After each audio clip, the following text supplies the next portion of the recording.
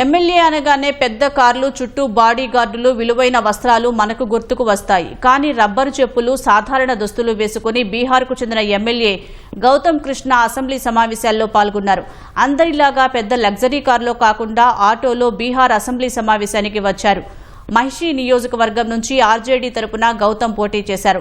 3700 ఓట్ల ఆధిక్యంతో జేడీయూ అభ్యర్థి గుంజేశ్వర్పై గెలిచారు. సాధారణ రైతు కుటుంబం నుంచి వచ్చిన గౌతమ్ కృష్ణ పట్నా యూనివర్సిటీలో పొలిటికల్ సైన్స్లో గోల్డ్ మెడల్ సాధించారు. సివిల్ సర్వీసెస్కు సన్నద్దమైనందుకు 2008లో ఢిల్లీకి వెళ్లిన సమయంలో అన్నా హజారే ఉద్యమంలో పాల్గొన్నారు.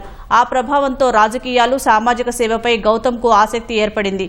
తర్వాత రాజకీయాల్లోకి వచ్చిన ఆయన 2015 అసెంబ్లీ ఎన్నికల్లో జన్ అధికార్ పార్టీ తరపున తొలిసారి పోటీ చేసి ఓడిపోయారు. 2020 అసెంబ్లీ ఎన్నికల్లో గౌతమ్ కృష్ణకు ఆర్జేడీ నుంచి పోటీ చేసినా మరోసారి ఓటమి ఎదురైంది. పట్టువిడవని ఆయన 2025 శాసనసభ ఎన్నికల్లో మహిషి స్థానం నుంచి పోటీ చేసి గెలుపొంది ఎమ్మెల్యేగా తొలిసారి అసెంబ్లీలో అడుగుపెట్టారు.